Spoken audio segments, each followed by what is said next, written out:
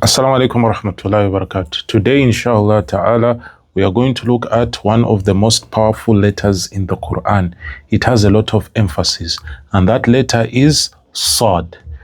Now, when you pronounce that word, or when you pronounce that letter, as a matter of fact, and when you hear the sound from that letter, the sound feels as though it is pushing forward against resistance.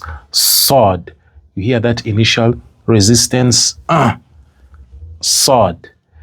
And it always carries that determination inside it to try and break the barriers, okay?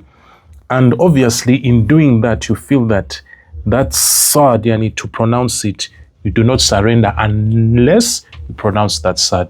So, inshallah, we are going to just focus on that sound, inshallah. First of all, what we're going to do, according to the science of Tajweed, we're going to focus on the makharij. Where is Sad born? Where do we find Sad? Sad emerges, or it comes from the tips and the edges of the tongue, okay? The tip and the edge of the tongue.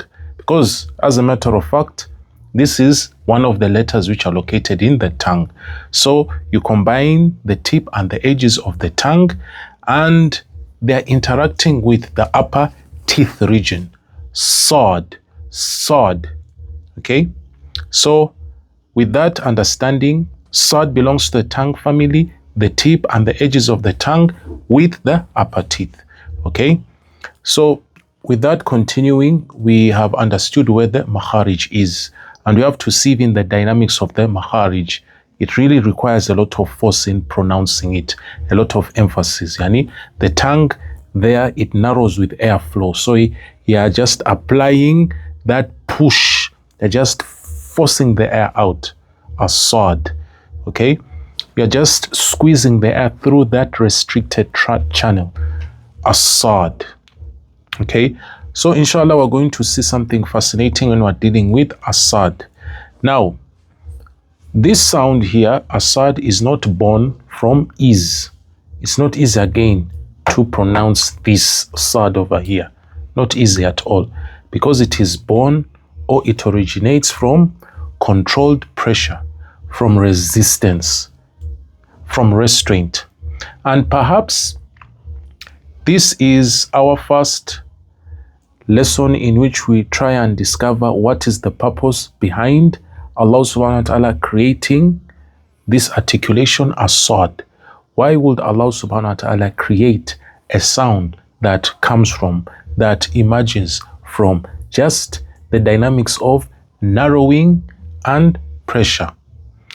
Now, we have to tie this with reality, because when we see that some of the greatest realities in life, or the greatest experiences in life, usually they come from, or they emerge from, narrowing and pressure.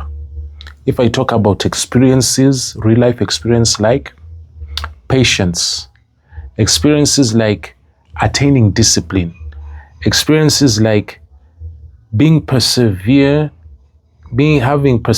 in something, growth, really, all those realities, forms of realities, and even characters. Okay, you have to really narrow yourself. You have to really chop off all the bad characters in order to fit yourself to be in a certain character.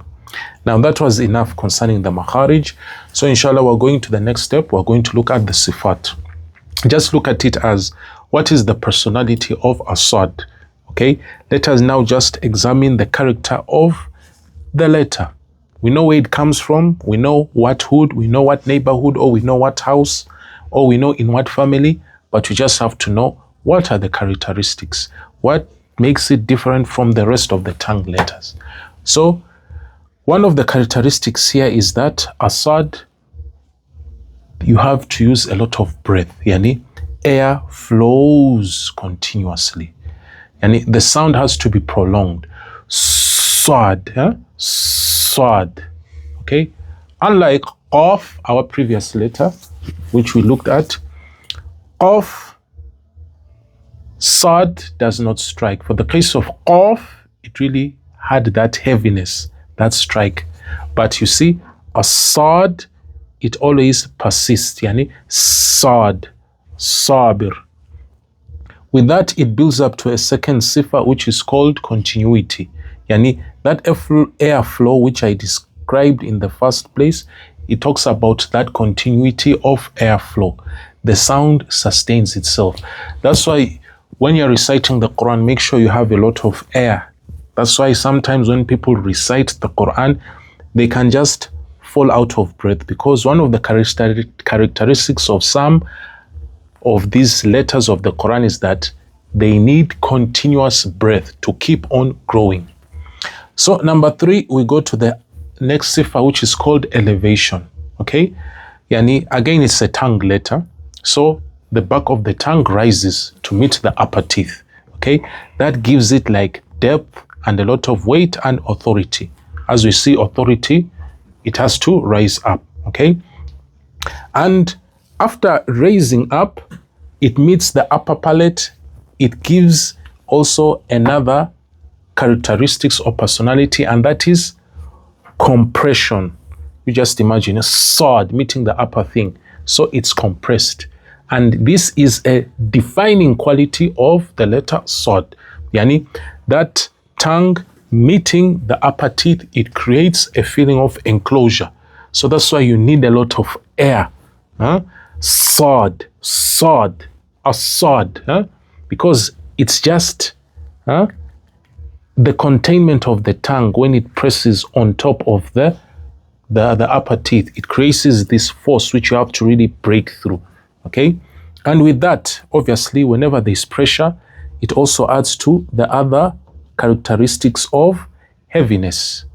That's why they usually say that a sword is an emphatic letter, and it's very heavy. It feels large. It's so dense, and it takes a lot of space. Just even it is evident with the breath which you have to use. Sword. Inna Allaha ma'as sabirin. Have you seen? Very emphatic letter. Okay? And it always shows a lot of seriousness. Okay? So don't play with this letter. Make sure you have a lot of air so that you can really pronounce it very well. Okay? Now, when all of us listen to the Quran, especially the letters which have this sad on us, how does it feel? Okay? Example, when you say saw, sui, su, how does it feel? Just compare to the sifats which I talked about. Feel the heaviness. Feel the force which you need to have, the air which you need to collect in your chest so that you can just push it out of the narrow gappings of when the tongue joins the upper teeth. You really just have to prolong so that you really push out and pronounce the word. So when you pronounce sword, how does it feel, especially with your lungs? Is it like an explosion, like off, off, off, off, off? No. Sword. Okay? There is no explosion over here, and it's not soft anyway. Okay? Instead, there is pressure, and in order to really force yourself through that pressure, you have to really build the airflow from within the lungs. You have to really be persistent in maintaining that pressure. You have to even have a lot of airflow in your lungs so that you can break through that resistance. And because it's also elongated, you have to make sure that airflow also helps in the elongation. Okay? The sound here, aswad, okay? The experience, it feels like as if something is pushing forward, like water forcing its way through a very, very narrow passage. You really see the thing. So we pray to Allah subhanahu wa ta'ala that we understand this letter as-sad, inshallah. Assalamu alaikum wa rahmatullahi wa barakatuh.